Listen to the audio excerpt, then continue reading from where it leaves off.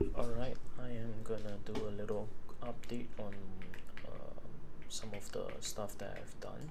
So right now we are looking at the scene and it will look like this. Okay, so I added sub levels. So sub levels exist as levels within the levels. So I have named my sub level SLV.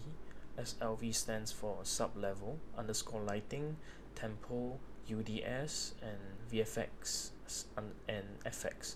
So sub level lighting controls the lighting. All the lighting will be added there. Sub level THKT tempo scene. This controls all the geometry mesh that is more static. It's like environment. Sub-level UDS scene. UDS means Unreal Dynamic Sky System. So that's for the clouds, and that's for the sunlight as well. And sub-level VFX and FX. So that is for the fog that I added. So these are basic fog cards, as you can see, and as well as little fire starter content stuff. So they are just there. So that's what it is. So how do you control sub level? So if your levels tabs are not open over here, let me show you how to get it. You go to Windows, you go to levels, you click open, you have access to all of this. You have to make sure you are on the right level when you work on your sub level. So SLV, SLV, SLV, right? The main level, game world, I not gonna rename it. I will name it level underscore game world, but right now I'm not gonna rename it because there may be dependency and I don't want to screw that up. So these are all the sub levels. You have to make sure that you're clicking on a specific level. So what I mean is, so right now I am on sub level tempo underscore scene, and you can see it's unlocked, right? So if I hide it, it will be gone, right? So you have to make sure you click it or make current. Right click and make current. If not, if you locked it, basically you cannot do anything, and then you can't make any changes. By default, it will be the game world level. The game world level is just regular persistent level, which you guys, when basically don't need to click, that will be the persistent level. So just make sure you are wary on what level are you clicking in.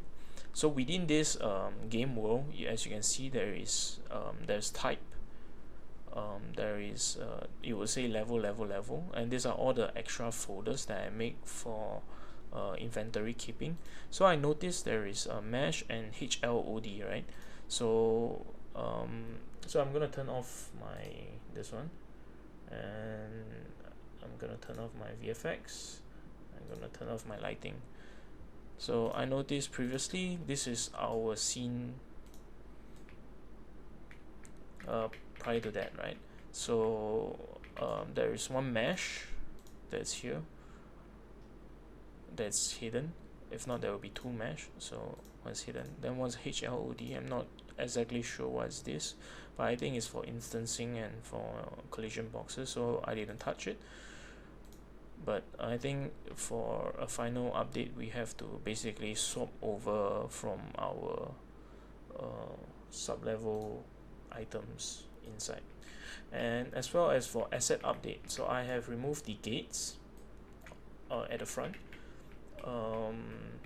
These two dragon pillars that you see is what Jamie modeled, the 4 pieces of dragon pillar. I named it as such as 4, 3, 2, 1 instead of base and mid and top. This is for easier for you guys to configure. So all of the pivots are centered to the bottom, so as long as you rotate, it's okay. The wall space will be just 0, or basically if you add within the program, you put it to 0, it will all be aligned. And this is the mesh that's combined. So I'm giving you 2 for you to tinker.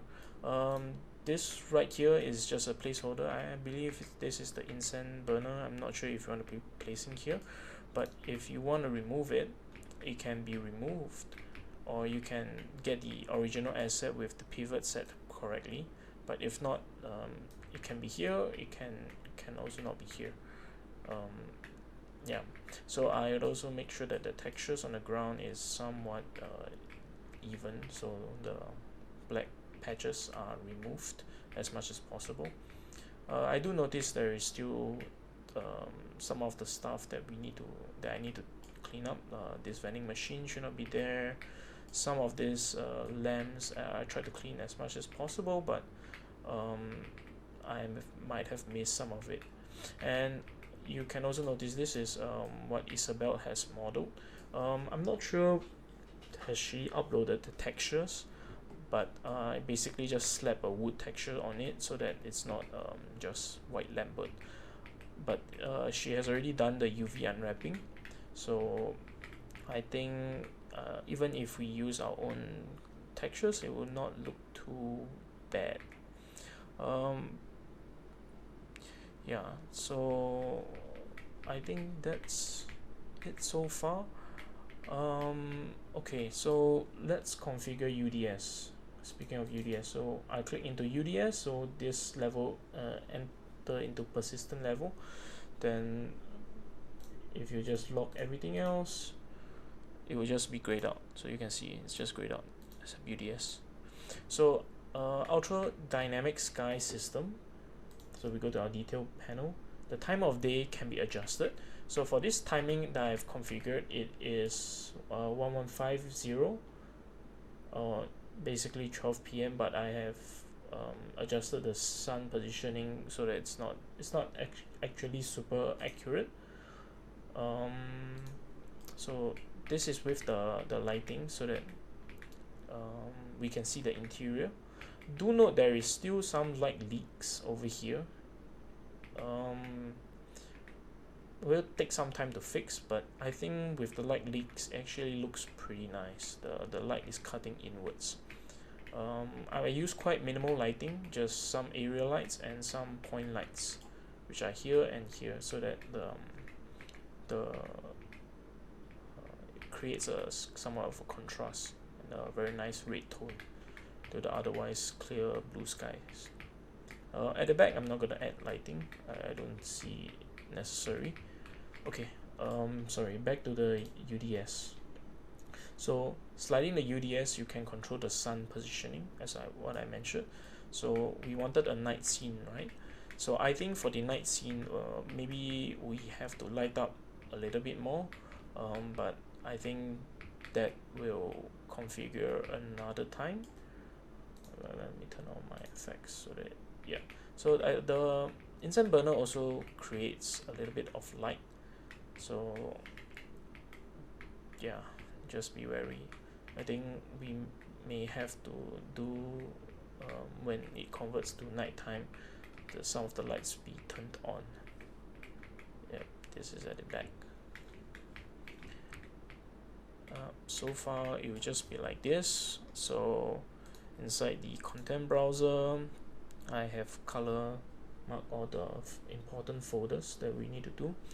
All the assets are in folders, THK1 to DHK9, 10 as well. 10 is over here.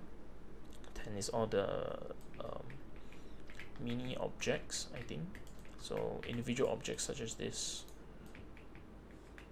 Sorry, I locked my persistent level. So yeah, just make sure a good habit is just to lock it so that you don't accidentally misclick. So these are all the individual props. So they can now be moved around, repositioned. Sorry, all the assets is set to a singular pivot because I wanted more control, so that is but the position stays absolute relative. But the asset itself, if you bring it in, so let's say this thing, I believe if you bring it in, it should be, is it not?